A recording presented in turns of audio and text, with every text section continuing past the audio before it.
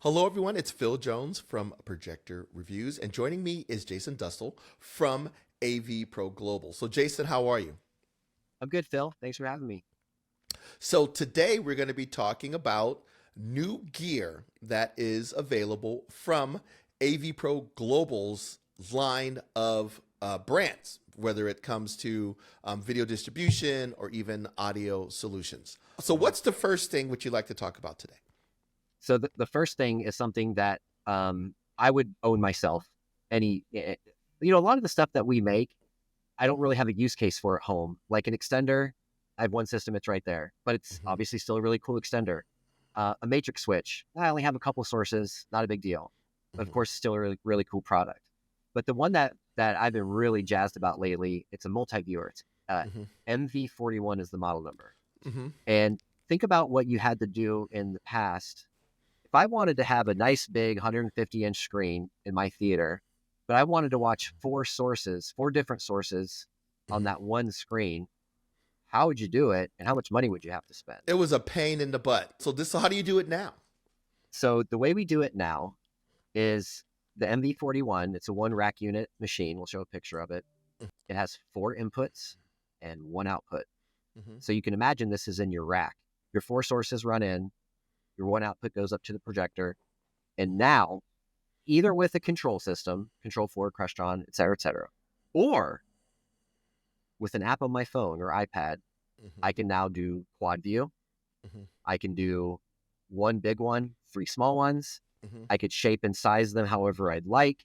So if I want to have a really small one up here showing, the news, and the other three are bigger and they're showing like different sporting events, Hmm. it's an extremely, extremely versatile multi-viewer.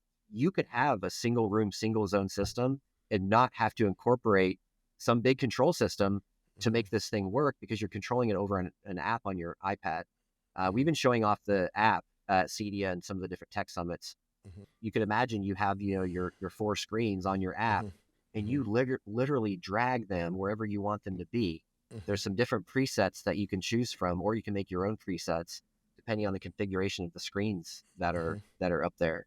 Hmm. Each one of those quadrants has a little what looks like a little musical note, like for audio, Hmm. and depending on which one of those you tap, that's the audio that you're hearing throughout the system. Oh, that's This thing awesome. is insanely simple Okay, and a very, very good price so you and could go out and get really, like really easy to basically use. like four Apple TVs, right? Right. And I can grab an Apple TV and I can grab my phone and Apple TV. There's drop downs for each Apple TV. I can Right. open up the live streaming on all four all four of those, and put it on four different football games. And so four Apple TVs in this little box is basically two That's rack all you need. shelves That's all you for need. this type of thing. And when it comes to this type of thing, it's better to do it on a projector. I actually saw an example of this at a Epson demonstration for their new QL 7000, where they had I think it was a over 185-inch Oh, it's massive. 235. It Yeah. was a massive screen. Four pictures on a 65-inch TV. Four 95-inch, you know, Yeah. images on a single projected screen It gets fun when you is start doing that. amazing. And then he Yeah. had, 140-inch game going and four 60s or something, or three Yeah. 60s along the side. Like It's shocking how cool that is. if you're watching like the quadrants, right? Let's say you're watching Mhm. four things at once, and then all of a Mhm. sudden you notice the upper right game is like, some big plays about to happen or Mhm. something, real dramatics going on. Mhm. You can just tap that one and now that fills up the whole screen. So Oh you're yeah. like just very simply, very Oh yeah. quickly switching between which ones you want to see, Oh yeah. which ones you want to Oh hear. yeah. Oh yeah. And I'm on repeat when I say this, but it's all driven by an app that we're not going to charge people for. Mhm. So again, you have somebody who's in like a theater, they don't have Mhm. a whole house distribution. They don't have a whole house control system. It's Mhm. a single man cave or media room or Mhm. theater. Throw this thing in the rack, and now you can do quad view all day, every day for not a lot of money. That's awesome. By the way, how much is the suggested retail price for this unit? So here's the crazy part. When I I was asked this exact same question as like a test, I think, by Matt Murray, our CTO. So what do you think this thing costs? And I was like, it's probably $5,000. He goes, nope. It's like higher. He's like, no. I said, lower, of course, $2,200. $2,200. Let's take it to the next step. Okay. So let's say you do have whole home distribution and you're using our MXNet AV over IP system. Mm-hmm. What if we took the output of the multi-viewer and plugged that into an encoder on the AV over IP system, and then we distributed that throughout the entire house? So now you have quad view with MXNet on every single TV in the house if you wanted to. Mm-hmm. Or you could take the output of that MV41 and put it into a matrix switch and do the same thing. Mm-hmm. So you could potentially have quad view or multi-view in multiple rooms in the house with this one little machine. That is awesome. I'm gonna try to talk you into sending me one as an to test, because that's something that I think is a really kind of separates a projector from a lot of other displays because of its large image. It changes how fun the system is. And I think it's pretty awesome. So actually now you actually kind of segued into some of the other things that you guys do. Mm-hmm. So one, you guys are very good when it comes to things like this multi-viewer, but you're also very good when it comes to video distribution. And so let's talk about new things you've added for video distribution. Let's start off first with video over IP. So anything new in that channel? Yeah, so our MXNet system is our AV over IP system. It is doing great. One thing that we really pride ourselves on, and one of the reasons why it did take us a little bit longer to come to market with it. People are like, oh, where's your AV over IP system? We're like, just wait. We want to make sure that it's really solid before we put it out there. And don't forget, Phil, the genesis of our company, the DNA of our company is picture quality. So we did not want to make any compromises when we compress the signal. We want it to look good on every single TV in the house, even though it's AV over IP. Remember, AV over IP, you're very limited to bandwidth. But we do have a 10G system, which only has to compress the signal if it's over 10 gigs. Mm-hmm. So if you're doing something like 4K 24, because you're watching a Blu-ray movie or Netflix or something like that, if that comes in under 10 gigs, it's completely uncompressed because it's a 10 gig system. Mm-hmm. So you can take the 10 gig system and you can get excellent picture quality, because maybe in that house, it's maybe a higher end home, or maybe just somebody has really nice TVs throughout the house. We don't want to compromise the picture quality. So a 10G MXNet system for distribution for somebody like that is fantastic, because you can incorporate the MXNet system with a control system. You know, some people have like Control 4 or something along those lines controlling the whole house. But if you didn't, you could use the app. You could use the web GUI, I should say, on your iPad or on your phone or on your computer, and you can fully control the system yourself however you want to.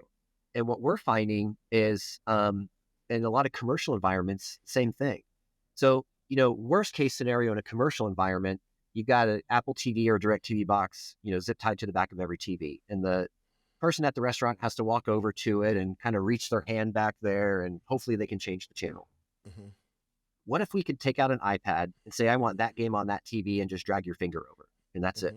And I want to hear audio from that game throughout the system, so I drag my finger over and do that. Or, excuse me, I want to hear the audio from this football game on that half, and I want to hear the audio from that football game on that half.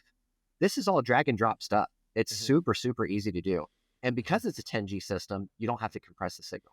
Now, there's also a 1G system that still looks very, very good picture quality-wise. A little catered more towards like a commercial environment where they have maybe some commercial panels and things like that. But restaurants, really menus, yeah, you know, absolutely. You see them in hotels if they're trying to tell you airports, the Vegas show, airports and stuff like that. Yeah. Okay. But this is a video centric, you might say, picture quality centric, easy to use system, and it is doing great. We have one system right now. It's going into a soccer stadium in Mexico. It's like 852 endpoints. It's crazy. So, you know, you imagine how difficult a system of that size would be to manage. Not with this system. It's much, much easier. And there's going to be some signage around the football stadium. There's going to be these high-end suites that people ball out and they want to watch the game from the suite. So there's some nice TVs in there. So you can really build a really, really cool system that you can scale for as long as you want to with that MXNet. It's great. Okay. And all of the stuff, the switches, everything is manufactured by by AVPro, so you know it's going to be 100% reliable. You're not buying third-party this and third-party that to build the system. You know, you can buy all of the components from you, the switch, the decoders, encoders, they can all get it from you, correct? The thing that's interesting about this, there are some environments where, especially if it's like a government type situation or college or something like that, where they're only allowed to use an approved switch. And, maybe they haven't put our switch through the paces yet. You can still use a Netgear switch or some other brand switch. Here's the difference though. Our switch that we make, which is crazy to say, normally you just buy some off the shelf network switch and throw your logo on it. We make ours ourselves, which is huge. It's pre-configured to do video. You can set it up to do internet and other things, but it's pre-configured. And we do these MXNet classes here in St. Pete, and we go to different locations. And at the very end of the class, once people start doing the hands-on, I run like a little contest, if you will. Say, who can get a picture on the TV first? And it is common to be under 3 minutes to have a picture on the screen.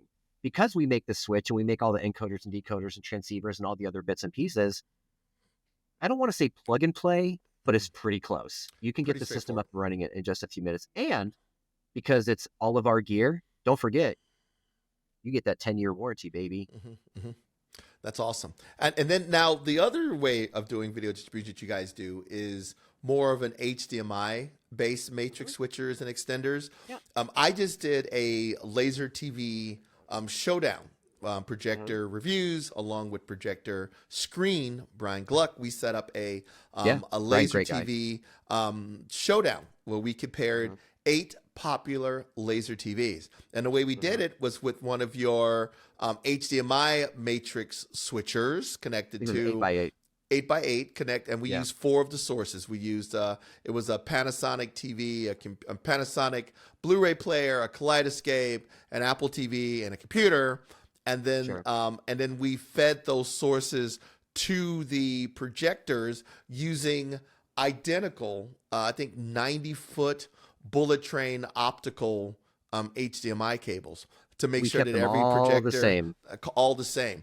And it was a great way for us to actually compare different projectors and see how they actually line up. So smaller systems, you still will see matrixed HDMI. I was just talking to you about getting one so I can plug in switch between 6 different receivers to compare 6 different sound systems through that on one projector using the same Kaleidoscope. And that was the best solution for that. And, that's sort of an out of the box idea. That's not a normal system. And you have your very specific reason for doing it. But A, I'm flattered that you came to us for a solution. But B, because the way that switch works, you can absolutely do some out of the box type stuff like what you're doing. The way you can kind of look at this, you could still do a big system with HDMI, but you start stacking switches and then you have to worry about EDIDs and a lot of weird things can happen with HDMI. But, if the system is, we make one as large as a 16 by 16. So you can go huge if you want to, and then you can stack them on top of that. But if you take a house or a common scenario, maybe they have 3 or 4 sources, 7 or 8 TVs. Maybe all the TVs are really high-end TVs, all really high-end sources. HDMI is still the best way to do it, because it's totally uncompressed up to 18 or 40 or 48 gigs. And that's really how you're going to get the best picture quality. So for a really high-end projector or really high-end TVs, AV over IP might be a good solution, but depending on how many inputs and outputs, HDMI is still kind of the preferred. Since we spoke last, we have come out with a 8K version of the Matrix Switch. So it's 8x8 8K. We have a 4x2 that's 8K. We have a 1x2 that's 8K. We have a fiber extender that thing is awesome. That can do 8K. So I think since we may have spoken last, we've really taken the HDMI stuff up to the next level with 8K, and all the Meridio test equipment is 8K now also. So, we were ahead of the game with 4K, and we're ahead of the game with 8K also. Yeah, it's just buy once, cry once. If you're going to be setting something up, you might as well have enough capability, even if you're not using it right now. You guys actually provided me and I with a 4x2 40 gigabit switcher, and I needed it because I'm comparing two high-end projectors today, and Right. I needed to be able to feed them, HDR10 plus and all of this Right. stuff. And sometimes we're starting to get projectors that can do higher frame rates. A lot of times, there's Sure. only one projector that says it can do 8K on screen Right. resolution, but you are seeing a lot of 4K 120 or high frame rate content for gaming. So being able to, so I needed to upgrade my little matrix. It's 4 in, 2 out to support 4K 120, 8K 60, as well as things like Dolby Vision.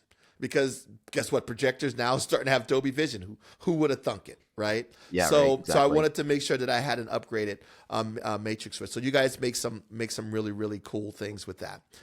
If I could say, I'm sorry, if I could just say one thing about the 4x2, because this is really important. It's a hot item for us because, and Phil, you know this from your very extensive, deep, high-end audio background. Mm-hmm. So imagine somebody has some really high-end AVR or video processor and or preamp, I should say, and it's 10 or 15 years old. It was $40,000 back then, and it still works. Customer says, I love this thing. I want to keep it in the system. How can we make this work? And the integrator's going, oh, shoot, it can't do 4K. So how could we do this? Okay, so maybe we could send all the HDMI sources into the TV and then optical out of the TV back into the old AVR. It's like, okay, that might be one way of doing it. But the AVR is not so old that it can't do like Dolby True HD and DTS HD and all these really high-res audio formats. Mm-hmm. Okay, well, we don't want to go optical. What's another way to do it? This 4x2 that you're speaking of is the perfect solution. Mm-hmm. So your 4 inputs, your 4 sources go into the switch. One output goes into the older AVR to get all the high-res audio, but the second output goes straight to the projector. Mm-hmm. So now you're getting the right video format to the projector, you're getting the right audio format to the AVR, and you're using our switch for video switching between sources versus the video switch that might be an off-the-shelf video switch for an AVR, which is nobody really makes their own HDMI boards for the AVRs. So it's like you're using our HDMI switching and how good that is, and you're not having to redo the system. You can get the audio you want, and you can get the video you want, and your switching is going to be better. So the nice thing is killer. Yeah, and the nice thing about all of the Meridio pieces is they work well with with all the major control systems. So the customer or the client or you who is actually using this on a day-to-day basis, it works seamlessly. When I hit watch Roku, it's going to switch the matrix switch instead of switching the AVR's input. And you're not going to be able to tell. It's just the picture's just going to change and the sound's just going to change. So once it's configured, if you have a control system, it's so seamless. It's like the box is not even there. You just basically added capabilities to an older display. So it's really cool. You got it. All right. So what are some other things that you would like to talk about? We have a few more minutes. I'll leave you with one thing on infrastructure. If you buy a new toaster, do you have to change out the power cable in your wall? No, that's ridiculous. So if I get a new TV, should I have to change my infrastructure? No, I should be able to just take a new TV, plug it in where the old TV was, and go from there. So for the integrators out there, or if you're a homeowner and you're thinking about hiring an integrator to do your distributed system or to do any kind of work, AV work in your house, please have a very serious conversation about your infrastructure. You don't want to have to tear the entire house apart just because now you want to go to 4K or now you want to go to 8K. If you build the infrastructure at the beginning, if you build it robust enough and give yourself enough headroom, you don't have to change it ever again, probably in at least mine in your lifetime. Start thinking about things like fiber. What a lot of integrators are doing right now, and I really applaud them for this. Every room gets 2 pieces of cat cable and at least duplex fiber. So 2 lines of fiber, 2 lines of cat. And the prices of these cables are not much anymore. So if you build a really good infrastructure, you don't have to tear the house apart every few years when you want to upgrade stuff. Our switches can already do some of these high-res formats and 8K and things like that. Build the infrastructure first and then revolve the rest of the system, because that's the stuff that's going to change. You're going to change speakers. You're going to change AVRs. You're going to change displays. That stuff's going to come in and out through the life of the system.